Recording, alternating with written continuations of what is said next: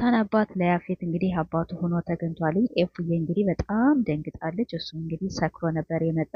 እንዴት እንደዚህ ታመህ ትሰክራለህ ስትለው በጣም ነበር የተወዛገበ ማለት ነው። እኔ ግን ባለፈውም ጠርጠር ያለው ማለት ይህ ሰውዬ እንግዲህ የነናታን ወይም እንግዲህ የነነፂ አባት ለያፌትም አባት መሆኑን ጠርጥር ያለው። ለምን ብትሉ ይህ ሰውዬ ከነነፂ የሆነ ጉዳይ የሚፈልገው አለ። እንግዲህ አባታቸውን ሉሊት ናትኝ ደውላ የነገረችው ለያፌት ማለት ነው። ያፌትም እንግዲህ ያፌት ለኤፉዬ እንግዲህ እስቲ ደዊና ከቤት ጠይቂ፣ ወይኔ እንዴት እንደዚህ ያደርጋል ብሎ በጣም ተበሳጭቶ ነበረ። እሷም እንግዲህ ወደ ቤዛ ደውላ ምንድን ነው ከቤታቸው የተፈጠረ ነገር አለ እንዲህ ብላ ስጠይቃት እኔ ምንም ነገር ሳትዋሽ ነገር ስላት ምንም ነገር እኔ መዋሸትም አልችልም፣ አዎ አዎ የሆነ ነገር ተፈጥሯል ብላ ነው የመለሰችላት። ምንድን ነው ስትላት እንግዲህ የናታን አባት ሞቷል፣ እናታቸው ደግሞ ጠፍታለች ብላ እንግዲህ ለኤፉዬ ነግራታለች። ቤዛ እንግዲህ ያፌትም እንዳያችሁት እንዴት እንደዚህ ይሆናል ብሎ በጣም ነበር የተናደደ። በጣም አባቴ ሲል ምንድነው ብላ እሷ በጣም ነበር የተደናገጠች።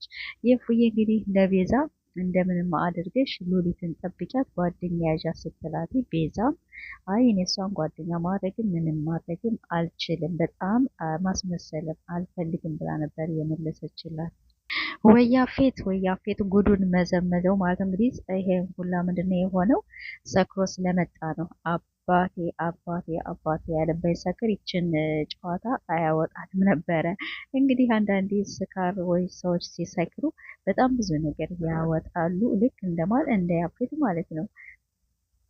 ይህ ድራማ ብቻ እንግዲህ በጣም ደስ የሚል እና ሁላችን በጉጉት የምንጠብቀው ነው። እኔ ግን ኤፉዬ ናት ያሳዘነች። በጣም ነው ኤፉዬ ያሳዘነች። የያፌት አባት እና የናታን አባት እንግዲህ ሆነው ከተገኙ በጣም ልዩነት አድርጎ ነው ያሳደጋቸው። ለምን የሆነ እንግዲህ እንደተረዳሁት ማለት ነው ያፌትን በጣም ጨካኝ አድርጎ ነው ያሳደገው። ናታንን ደግሞ ኮንፊደንስ እንዳይኖረው አድርጎ ነው ያሳደገ። ለምን እንግዲህ ናታን ካያችሁት በቃ ለምን የመናገር ኮንፊደንስም የለውም። በቃ ግን ያው ትዕግስት አለው። ያፌት ግን በጣም ጨካኝና በጣም አረመኔ ሰውዬ ነበር። ያው ብቻ እንግዲህ ድራማ ስለሆነ በጣም አጓጊ እንዲሆን ብለ ይሆን ማውቀው ነገር የለኝም። ብቻ እንግዲህ ካስተዳደጋቸው ወይኔ አባታቸው ከሆነ ግን እንዴት በጣም የሚገርም ድራማ ነው እንግዲህ ቤዛ እንግዲህ ያው ተቀይራለች እና በጣም ከበፊትና ካሁኑ አሁን ነው በጣም የተቀየረች።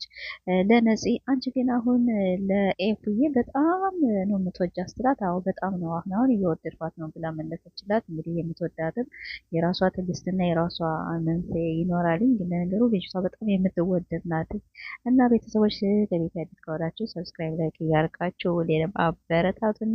ብቻ እንግዲህ የሀረግ ድራማ በጣም ሁላችንም በጉጉትና በተስፋ የምንጠብቃቸው ነው። በጣም ደስ የሚልና አጓጊ በተለይ ኤፍዬ በጣም ነው መተወን የምትችለው። በጣም ደስ የምትል ያፌትም እንግዲህ ያው ሲተውን በጣም ደስ ይላል። ያው አጨካኝ አረመኔ ምናምን ሆኖ የሚተውን